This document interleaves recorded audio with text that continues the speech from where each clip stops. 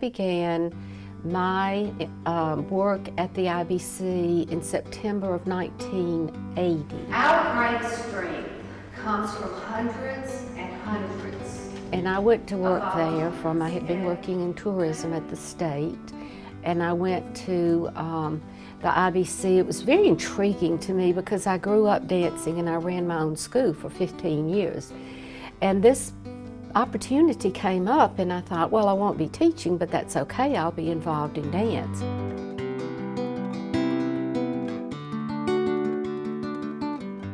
They have to be within the ages of 7 and 12, and they must audition for a place in the class. The lessons are free, their dance wear, their ballet slippers are free, everything is free to them, and the only thing I ask is that to the parents, your main role is to have the children here, have them on time and dressed. We have one teacher, and this is something, you know, we would like to grow the program more, but she teaches every child.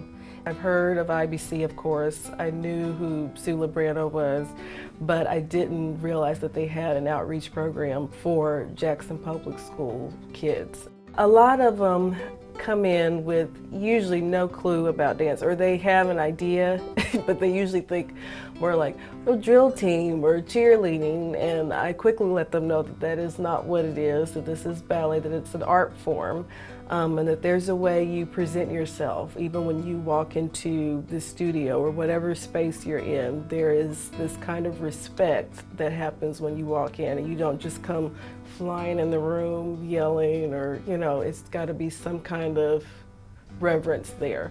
And so it's really neat to see when they first come, because everybody's usually, you know, it's pretty chaotic and the parents are trying to figure out what they need and they just kind of come running in.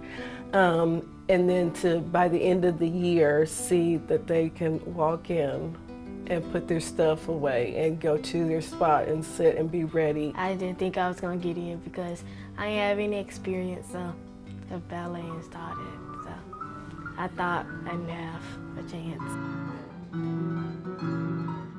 If you're really passionate about something, you can go on, you can start off with CityDance and you can continue on with your career, because even though CityDance is small and it's for small children, that's how Saryah started. Saryah didn't even want to be a dancer until she started CityDance. So I feel that that's one of the reasons why it can start off small and end up big. These two girls are very special. I mean, all the kids are. It seems like each kid you get attached to in some sort of way, but I think because I've known these two for quite a while and now they're taller than me, or one's almost as tall as me, and when I first met them they were small, you know, itty bitty, so it's just amazing to see that growth in them. The IBC provided them with tickets to the matinee performances, tickets for each child and one parent. And then we had a donor that gave us money and specified that he would like for it to go to CityDance. So we arranged for them to take turns coming to different evening performances. And it is the most wonderful feeling to be standing up at intermission in the aisle and have these two children running toward you. And of course I recognized them, and they were so cute and dressed to the T, and parents right behind them and throw their arms around you and thank you, thank you, thank you, we love this, it's wonderful. That's another reason we do this. It really is. We get so much out of it, and we know they are too. Going to the IBC, it was a lot of fun and stuff, watching different dancers, and all their different styles and stuff, how they dance and stuff, and how they get inspired by dancing. Because I always wanted to go when I was little, but we never went. I don't know why, but we never went, so I'm just happy that I finally got to go.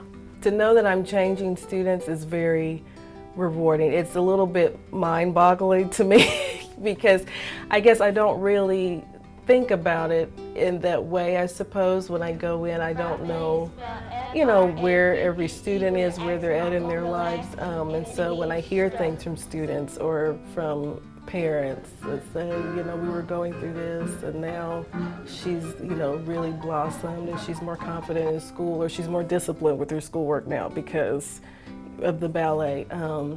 It is a pretty amazing feeling to have, just to know that you're changing someone. When I see them working on something, they'll say, Miss Mia, look at this, I finally got it. And that is just one of the most rewarding things for me, is to see them, you know, get something or really work hard. I really don't care about all the other fun things, because like you could do that at another time. Basically, it'll come back around. And now, So, up but and over. dancing, like if you don't take like an opportunity now, then it might never come back again. When I grow up, I want to be a prima ballerina that still teaches young ballerinas, so I can see them grow up just like I did. The money is always a challenge, finding the money to do a program that is you present that's free. And it's been kind of a long road, but it has blossomed and it's growing. After we had the children open the 2012 reunion gala, so many people calling and donating money said, we never knew that program exists. And we certainly promote it, and it's on our website, but everybody doesn't have a look on the website. And it needs to be put out there so people will understand. I mean, if you've got 50 kids, 50 people sponsor one child, just to get them a simple skirt or a tutu or something, and a hairpiece, that would be already just a start with that. And then eventually we could get them to sponsor a child for, I mean, the year or something, you know, half the year, whatever, just a little something to say, you know, this is how we're supporting these kids, because they, you know, they need that. And even though, like I said, not every child that comes through is going to become this professional dancer, but you never know at the same time, like these two girls, because that's what's going to help. Like if somebody was there to turn you, so here and... My sister, she wants to be a professional basketball player. And like she says that basketball players make more money than dancers. And like, it's not about the money, just doing what I love. My goal is to be the youngest IBC winner with a gold medal.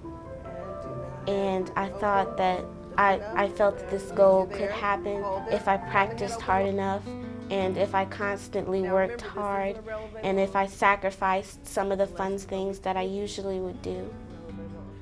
I feel like the opportunity that CityDance has given me was incredible, and I really love it. When my mom just put me in CityDance, I was like, okay, I can do this, and look at me now.